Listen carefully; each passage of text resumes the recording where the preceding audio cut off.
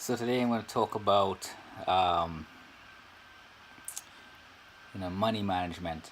I spoke years ago about lifestyle and things like that.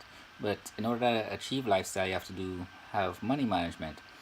And if you're young, early 20s, you're just out of high school, something like that, or you're in college, even older guys like my age, 43 years old, um, money management is a big part of setting up success. Um, and the reason why I say why it's a big part, because money is like usually a cause of most relationships to fail, um, marriages to fail and things like that. Statistically, it has been proven that way. Now, earlier on when I was young, I wasn't managing my money. I didn't really have any guidance to manage my money. So even though I made a lot of money as like in my early 20s, I worked for corporate America, and I think at one time I was the youngest person in my company, and how I was making more money than some of the people with a master's degree and so forth at the time.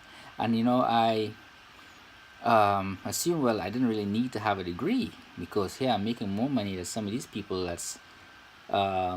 they have master's degree. And it's while I was there in corporate America, I decided, let me. I had the foresight to see that the company I was with was about to crash, and it did crash a year after I resigned from the position. But I went back to school. I didn't get my bachelor's degree till I was 28 years old, and I didn't get my master's degree until I was maybe, I think, right around 32. Took me 4 years to get it. I went right after my bachelor's into my master's, and I'm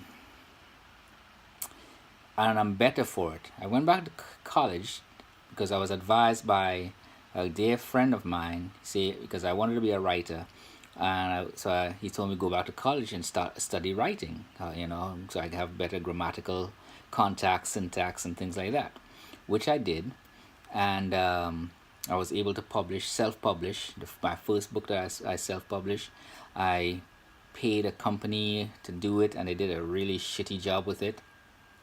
So some of that book is out there somewhere with missing paragraphs and all kinds of misspelt words and stuff like that.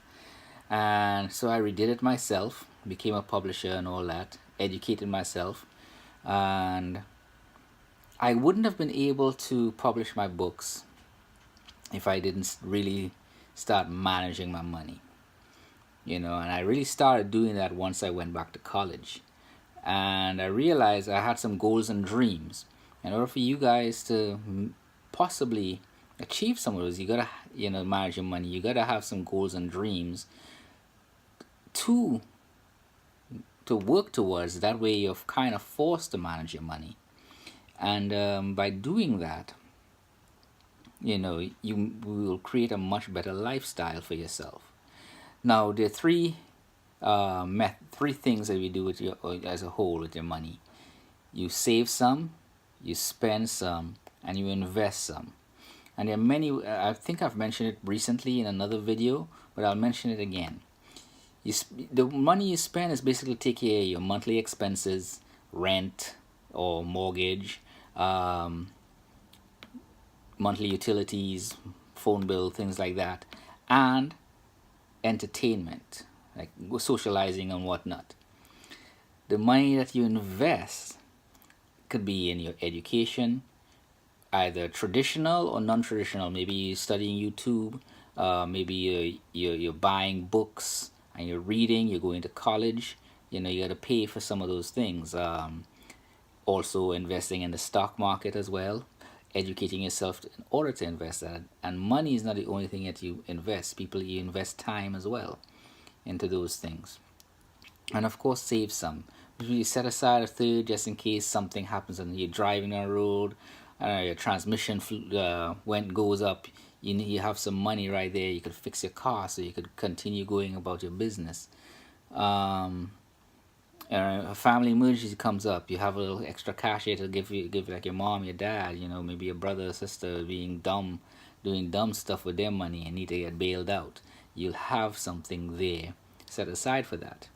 Um, and that's the method in which I use. Be very wary about credit cards when you're young. I know, they come in handy as an emergency, but as a rule, is just only spend a third of what the credit limit is, and try and pay that off as quickly as possible so your credit score stays high. And keep in mind that a vehicle is just a liability. Sometimes a necessary liability. Like, I have to have a vehicle, so I make sure I pay for it up front, and cheap insurance. You can save money in insurance if you have a small business. You could register your business, your vehicle under business insurance, and save even more money rather than personal insurance. But I think you have to be 25 years old in order to get business insurance on your vehicle. Because I can't let anybody under the age of 25 drive my vehicles. So I personally don't have insurance, but I save so much more money. My insurance right now in Baltimore City is $740 a year, just liability alone on a minivan that I have. I do have a Jaguar and an Infiniti, but I have dealer tags that I use for that. I started getting involved in that as a side business, and so far it's not paying off, but I have made enough money to pay for the use of the dealer tags. So managing your money allows you to do all kinds of extra things. But for me, it allows me to invest, and it allows me to live a lifestyle. See, with my education, I was able to purchase a house. I made enough money where I could start buy a house. I was stable enough where I was kind of like shoved into becoming a foster care provider, therapeutic foster care provider, through an old relationship. She had nieces and nephews that ended up in foster care, so I ended up taking them on. And because I had my master's degree and I was stable, that's tax-free income that came in. And I have gone above and beyond in taking care of these kids. So it's not like I was just using them for money, because I didn't know anything about that. I just knew I get money to take care of them, and for a long time, that's all I was doing, was using the money to take care of them. And once most of their needs were addressed, started planning for their future. And part of planning for their future, it enabled me to plan for my future with that kind of stable income coming in. Plus, I have a rental property, which me and some of those foster care kids built, and they're still benefiting from that, and they will continue to benefit from that, just like I am, as long as I keep it as a rental. So we built and sacrificed and worked over years and managed money in a way that now I'm allowed to. Now that they're older, they can go to school on their own. I don't have to wake up in the morning unless I feel like it. I don't have to go anywhere unless I have to or feel like it. I go to the boxing program because I'm a coach, and I love working with people, young people, giving them an opportunity. But by no means do I need to go. I go to the gym. I work out for my own personal gratification now that I'm working on my appearance. And it's more complete. I can buy the right foods that I need. I can buy clothes, though I'm not buying crazy expensive clothes, because I feel, and because my body changes, and I mentioned in another video, that it's stupid to go spend $200 on a shirt, or $700 on a suit right now. If I'm going to spend that kind of money, I might as well go bespoke and get stuff that's fitted. But I have to get to a point in my life where that's valid, where it's practical to do that. And I personally would rather take all the money that I make, the excess money, and put it in the stock market, where I could turn that into about $3 million, which is my goal. So knowing how to balance everything out is very important. So you guys, really young people, please take your time. Don't just buy everything. Don't just buy into the hype. Save some, spend some, invest either in the stock market, in your education, in a business that venture that you want to try. Even if you fail in the business ventures, because I've failed in so many business ventures, but eventually one is going to pick up and you're going to make some money. And because I made so many mistakes when I was young, I really didn't have the guidance. I threw thousands, even hundreds of thousands of dollars away, just being stupid. I'm not saying you can't have a good time. You can, if you see something that you really like and it costs $15,000, and by all means buy it.